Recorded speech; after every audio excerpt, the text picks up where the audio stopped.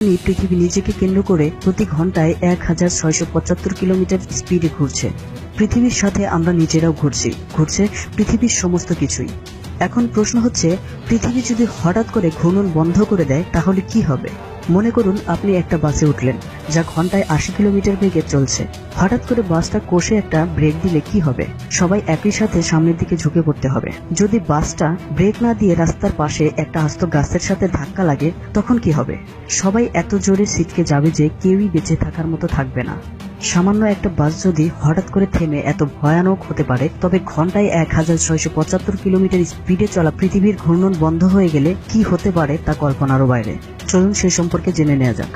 পৃথিবী থেমে গেলে প্রথম মুহূর্তেই পৃথিবীর পৃষ্ঠতলে থাকা সবকিছু একই সাথে উঠতে শুরু করবে ঠিক পশ্চিম দিকে। বিশাল সব বিল্ডিং, রাস্তাঘাট, কলকারখানা, এমনকি পাহাড় পর্বতগুলো মাটি থেকে উপরে গিয়ে উঠতে শুরু করবে। একই সঙ্গে সেই উড়ে যাওয়ার স্পিড হবে ঘন্টায় প্রায় ১,০০০ কিলোমিটারের মতো। কোনো কিছুই সোজা হয়ে দাঁড়িয়ে থাকতে পারবে না, কারণ ওই বাসের মতো পুরো পৃথিবীতে হঠাৎ করে একটা প্রচন্ড যে ধাক্কা লাগবে পূর্ব থেকে পশ্চিম দিকে, তা সামলাতে পারবে না কিছুই। সেটা মাউন্ট এভারেস্টই হোক আর ৩ তলা ভবনই হোক।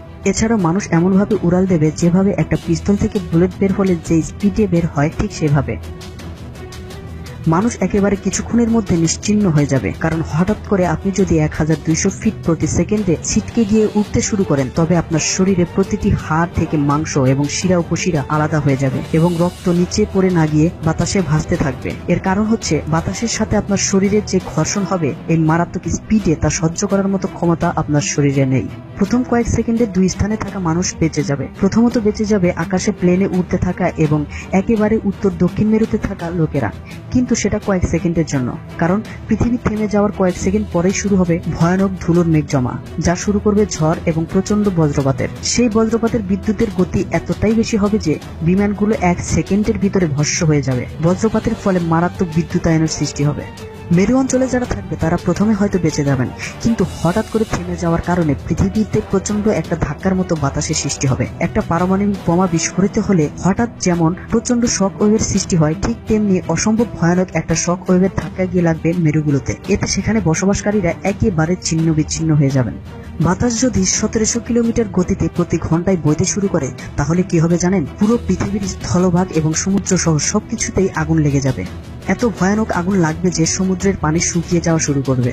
এই ভয়ানক আগুন সমৃদ্ধ বাতাস পৃথিবীর ভূত্বকে থাকা সবকিছুকে পুড়িয়ে নিঃশেষ করে দেবে, এমনকি মাটির ভেতরে গেঁথে থাকা গাছের শিকড়ও পুড়ে যাবে। পৃথিবী হঠাৎ করে থেমে যাওয়ার ফলে যে ধাক্কার সৃষ্টি হয়, সেই ধাক্কায় সমুদ্রে বড় বড় ঢেউয়ের সুনামি শুরু হবে। প্রথমে সেই সুনামি পুরো পৃথিবীর সকল স্থলভাগ ধুয়ে নেবে, তারপর আস্তে আস্তে পানিগুলো মেরু অঞ্চলের দিকে যেতে থাকবে। কারণ পৃথিবী পুরোপুরি গোল না, কিছুটা চ্যাপ্টা। যেহেতু পানির ধর্ম সমতল পৃষ্ঠ ধারণ করা, তাই পানি সেটাই করবে।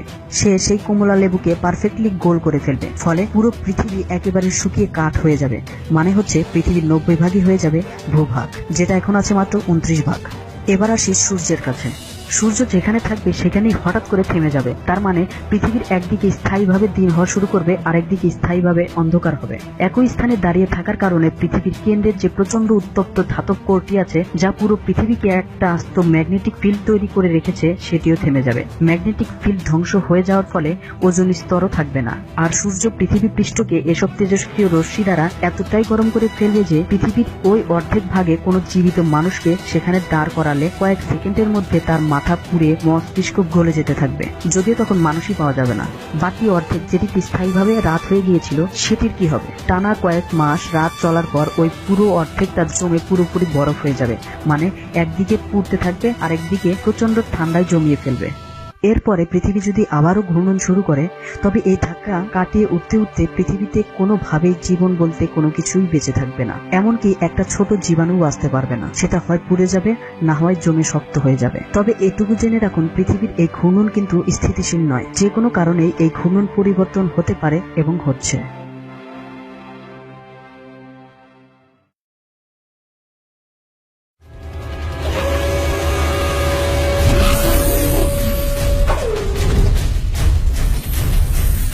Thanks for watching video. Please subscribe.